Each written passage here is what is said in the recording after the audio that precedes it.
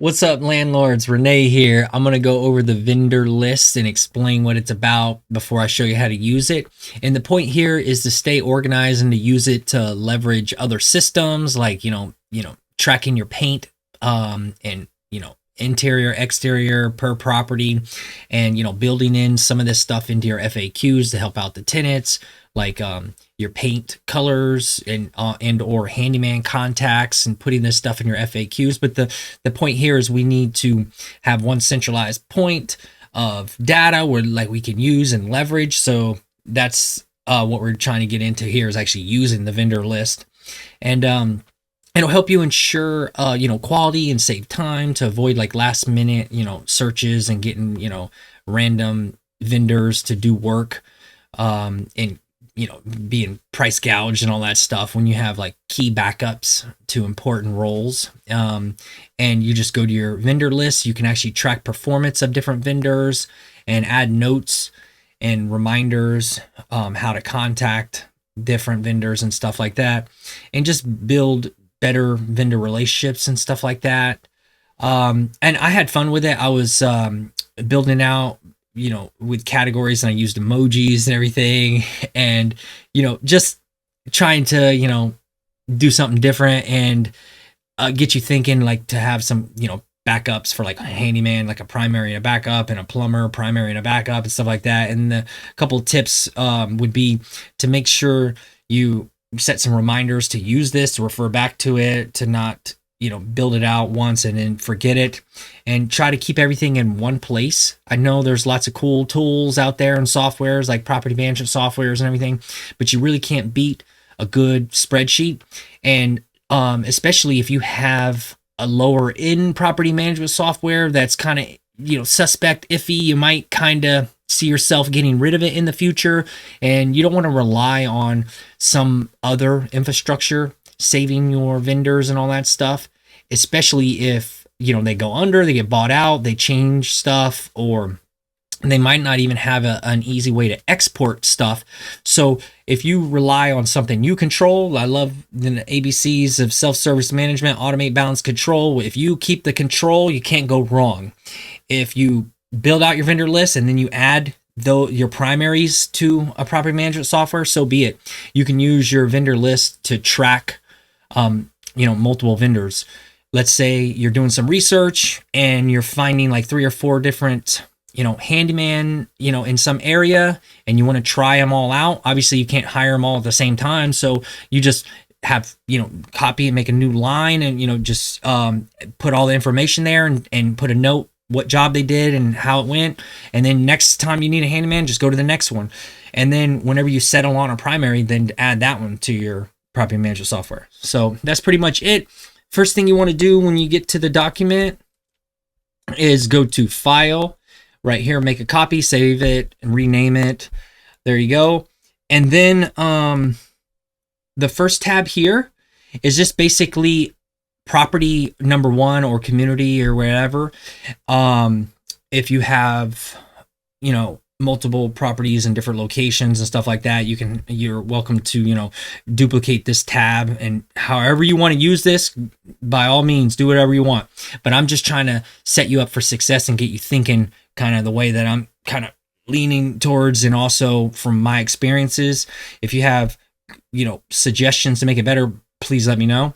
So your handyman, you got your primary and your backup, and what you would do is you would just go across this first tab here, is you just put the name, the email, phone, address, website.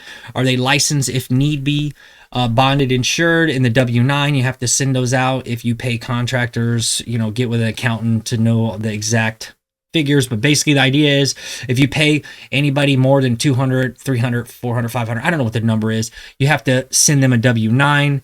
And it's there to remind you just in case you didn't. Plumber, same thing, primary, backup, go across the board. And if you want to test out more, you would just insert a row below, and then you would have label them 1, 2, 3, 4, 5 until you find a true primary and a backup. And then you can go down here and look at all the different categories with emojis and everything, and you're welcome to add more. But you'll notice properties 2 through 10, they're condensed all you'd have to do is highlight 2 of them, right click and say unhide rows, and then a whole nother jumble of, different vendors and emojis will pop up for you. The last thing I want to point out is this other tab here, which is paints, and it's following kind of the same layout where property 1 goes across. But in this example, I wanted to specifically focus on paint and trying to help you stay organized, because I know it gets sloppy with paint and a lot of paint matching and vendors using different type of paints, and it's just, it could be a nightmare. If you set a standard, it's really easy to just make everybody adhere to that standard. You either tell them this is exact products we use and it's built into our FAQs, and we have to make sure we have continuity across the entire business, so you have to use Sherwin-Williams, for example, and we don't want to be color matching with other products, because if we tell the tenants in our FAQs this is the paint and the sheen and everything, we want to make sure that is exactly right, and the touch-ups that any tenants may perform when they're patching holes or whatever is cohesive, and there's no problems. And just make sure your vendors or Sherwin-Williams, like, I guess, commercial account with Sherwin-Williams and stuff, or you provide the paint for them and you just get them to do the job. Anyways, that's just my little bit. So you would do it, you could break it down by job, going back to the CapEx that if you remember on the rental repair forecaster, that third tab, every 7 to 10 years, you might want to do a rehab, a light rehab, and that would consist of painting the whole entire interior or exterior. Obviously, you can get away with doing some touch-up paint here and there, but you would want to log that light rehab. You would say the address, full interior paint job, try to get a count on the gallons and the quarts, because you can also put in the job amount, how much it costs right here. Who did you go with? What vendor? And that will help you track numbers and stay organized. And then to make it even cleaner, I added some Sherwin-Williams links to some paints that I've used on a property as an example to get you kind of seeing what I'm talking about. In this example, items with the ceiling, walls, doors, trim, baseboards, and I actually list out what we use for the ceiling, this exact paint. This is the color, and I talk about the sheens and stuff. And then you can click on these links and you can look at my examples if you want, but this is just kind of me giving you one little bit of an example for an interior job and what it would look like.